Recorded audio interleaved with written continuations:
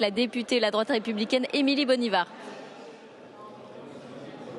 Émilie Bonnivard, bonjour. Alors vous, la droite républicaine, vous présentez 2 candidats à la vice-présidence. Vous espérez donc bénéficier du soutien des voix du camp présidentiel.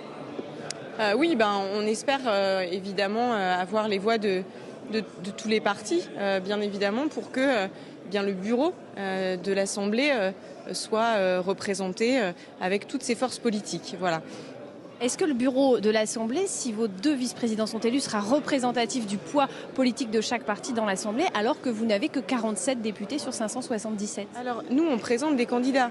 En revanche, ce qui est en train de se passer montre un jeu politique de la part du Rassemblement national que je trouve totalement ahurissant et qui montre que hier, nous avons vraiment eu raison, nous, la droite républicaine, de prendre nos responsabilités. Parce que sinon, nous aurions un président avec le RN, un président de l'Assemblée nationale qui aurait été issu du nouveau Front populaire. Ce qu'est en train de faire le Rassemblement national, c'est de mettre à la tête de l'Assemblée nationale en premier vice-président la France insoumise. Voilà ce que décide de faire le Rassemblement national. Dans une coalition toujours assez claire avec LFI pour bloquer nos institutions, avec un unique objectif, tout faire éclater et réussir in fine à arriver au pouvoir. C'est des manœuvres politiquement qui sont incompréhensibles.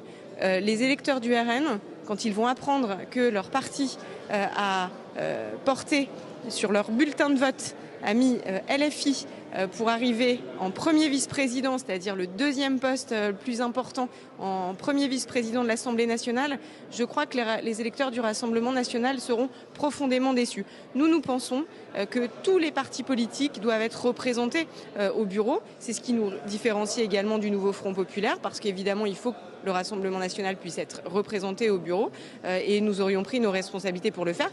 Évidemment qu'il faut que le nouveau Front populaire soit représenté au bureau, mais cette alliance contre nature du Rassemblement national qui fait élire premier vice-président la France insoumise est absolument aberrante.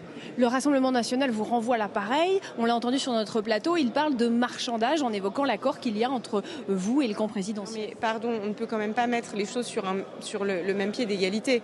Nous voulons que cette Assemblée fonctionne. Nous refusons de vivre ce que nous avons vécu pendant 2 ans avec une bordélisation de l'Assemblée par la France insoumise. C'est la raison pour laquelle nous avons pris nos responsabilités hier. Le reste, c'est du bavardage. Ce que fait le Rassemblement national en portant LFI à la première vice-présidence, mais c'est quoi le message? C'est qu'on continue le bazar, on continue à bloquer notre institution et on ne sert pas les Français. On ne travaille pas pour avancer et servir les Français dans un contexte qui est difficile et où il faut que chacun soit représenté. Je trouve que cette coalition est invraisemblable.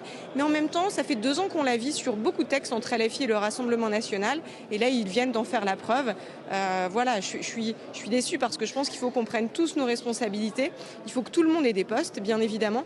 Mais je ne pensais pas à ce point que le Rassemblement national ferait une courte échelle aussi importante à la France insoumise. Demain, il y a l'élection en commission des finances. Vous présentez une candidate. Vous espérez qu'elle sera élue avec le soutien du camp présidentiel, alors que normalement, l'usage veut que la majorité ne prenne ce qu'on appelait la majorité, mais en tout cas, ceux qui sont classés dans la majorité ne prennent pas part au vote. Est-ce que ce n'est pas une entorse au fonctionnement de l'Assemblée nationale s'ils prennent part au vote pour vous soutenir, vous, même si vous avez écrit opposition sur votre déclaration politique?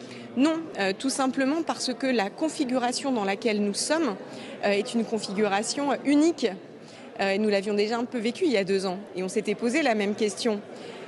L'usage dont vous parlez, c'est un usage qui fonctionne quand il y a 2 partis et qu'il y a un parti majoritaire, c'est-à-dire 289 voix. Ce n'est absolument pas le cas de la réalité démocratique de l'Assemblée et c'est les électeurs qui l'ont voulu.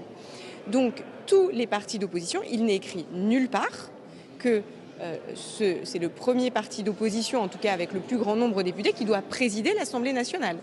En revanche, il est dit que c'est un parti d'opposition qui doit présider l'Assemblée nationale. Il n'y a aucune coalition avec la Macronie. Mais là, vous nous avez expliqué qu'il y avait des accords pour les postes clés, donc c'est un peu hypocrite. Non, ce que nous avons fait hier, nous l'assumons. Ce n'est pas une coalition pour un poste clé.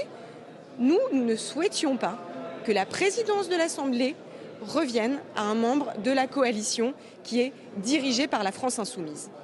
Voilà notre objectif. Merci beaucoup. Merci. Merci Stéphanie Despierres. Je vous présente mes